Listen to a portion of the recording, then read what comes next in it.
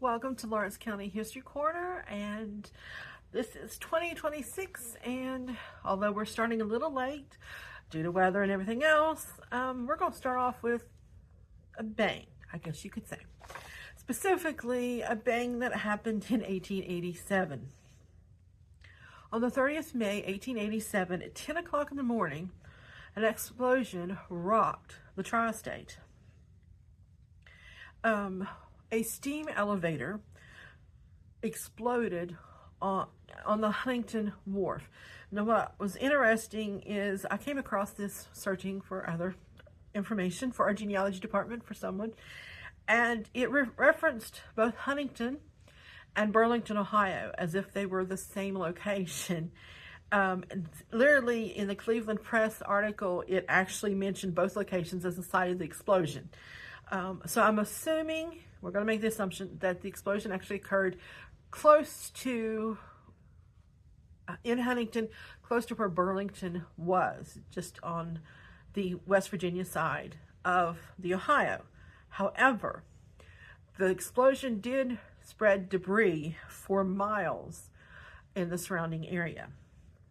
Now, I mentioned it was an elevator explosion. Now, when I read this, and probably when you're hearing this, when you hear elevator, you think of an elevator that's in a building that takes you from one floor to the other. That's when we say an elevator, that's what we think. But actually, that's not the case in this case. It was a steam elevator. It was a common piece of machinery seen around the turn of the century or late 1800s along the Ohio River. Basically, it was a boiler device that provided steam, which allowed a machine to lift heavy objects, specifically onto and from the boats and barges on the Ohio River. Now, similar equipment today uses hydraulics to perform the same task, but at that time, steam was the power that was cheap and common method. It was used to power a lot of different devices, sometimes with devastating results, as what happened here. The elevator was actually constructed and located on a barge that belonged to the C&O Railroad, which is the Chesapeake and Ohio Railroad. They had used a boiler from an old locomotive to power this elevator, this lift system. And ironically, the C&O had already condemned the elevator. They had already said that it was damaged and should not be used, but it was still being used. The initial reports from the day listed as many as 15 men dead or wounded.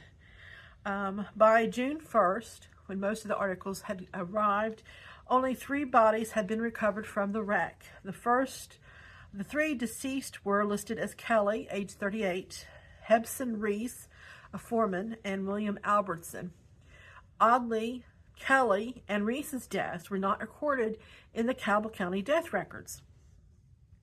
Kelly was actually, in fact, John Kelly, who was from Lawrence County. A very small article that appeared in the Ironton Register on the 2nd of June, 1887, under the title Frightful Accident, mentioned that Kelly had been killed in the explosion and that he was laid to rest in Getaway in Union Township in Lawrence County. And actually, upon further research, found out he was actually buried in Harmony Baptist Cemetery in Getaway. The Hebson Reese was actually misidentified, not uncommon with old articles. He was, in fact, Thomas Herbert Reese, R-E-C-E.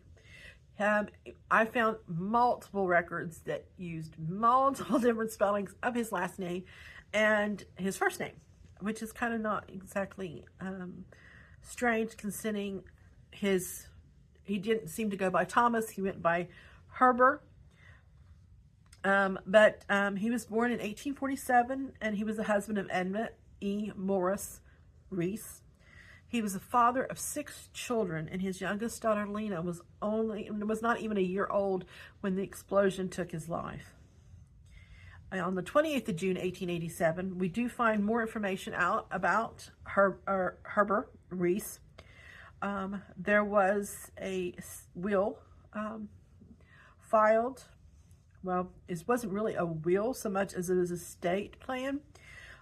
Edna E. Reese was named the administratrix of a bond. Now that means she was administrator, but back then if you were a female, you were administratrix. Same thing like for the estate. Instead of being the administrator of the estate, if you were a female, you were administratrix. It named Edna, a man named Thomas J. Berkeley, and Charles A. Morris in the estate bond. And what it said is those three owed the state of West Virginia $500 from Herbert's estate. It doesn't say why they owed the state that much money, but they did owe the money, and they had to somehow pay for it. I'm going to assume Charles R. Morris would be Edna's sibling, maybe, or father, since she was, in fact, named Morris. And Thomas J. Berkeley, I am not sure how he's related. The third man that died on that fateful day was William Albertson, and he was the only person whose death was actually recorded by the Cabell County probate courts. The records show that Albertson was 30 years old, a white male, and a boiler explosion is listed as his cause of his death on the 30th of May, 1887 in Huntington, West Virginia. Various newspapers did cover the explosion, but most of the articles were actually really tiny, which was really surprising considering it was such a devastating event. Multiple men sustained injuries from the blast.